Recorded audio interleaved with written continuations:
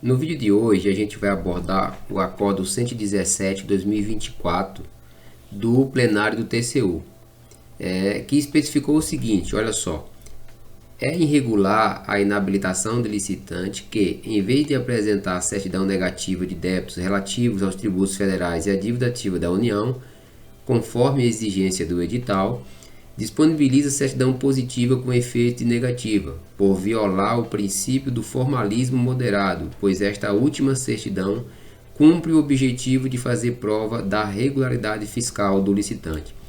O que foi que aconteceu aqui, professor, do ponto de vista prático? O Senat Aracaju lançou uma concorrência pública para a contratação de empresa de publicidade e propaganda. Tá? Inicialmente, não se diz a data aqui, mas inicialmente foi marcada uma data para a entrega da documentação. Foi entregue essa documentação e foi marcado para o mês de novembro de 2022 a abertura dos envelopes. Acontece que essa data foi modificada para o mês de maio de 2023, ou seja, 6 meses após. Então, com certeza, os documentos foram entregues ali no mês de novembro, também, né?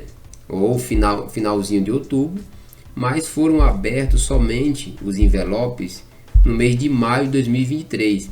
Então, a certidão dessa empresa que recorreu, né, que representou o TCU, ela venceu. O que aconteceu? Como o edital ele pedia certidão apenas negativa e não positiva com efeito de negativa, esse órgão, o Senat, uma vez que a empresa não compareceu à sessão de abertura dos envelopes, e ela não é obrigada mesmo a comparecer, ela pode simplesmente mandar o envelope, o órgão consultou o site da Receita Federal, né, viu que tinha positivo com efeito negativo, mas não aceitou e inabilitou essa empresa licitante. Então ela recorreu ao Tribunal de Contas da União, que decidiu por determinar ao Senat que anulasse a inabilitação da empresa e voltasse à fase anterior para aceitar a certidão positiva com efeito de negativa. Por quê? Porque esse licitante, ele no recurso apresentou a certidão positiva com efeito de negativo e mesmo assim o Senat não a aceitou.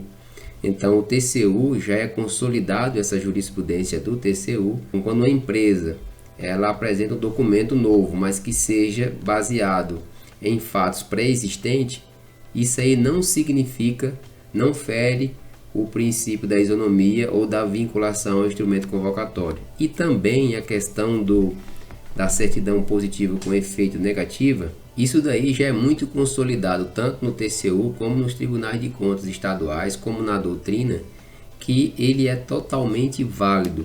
Então, o Senat jamais poderia deixar de aceitar a certidão positiva com efeito negativo, baseado no princípio da vinculação ao instrumento convocatório, até mesmo porque o licitante apresentou essa certidão após no recurso, né, por meio de recurso administrativo.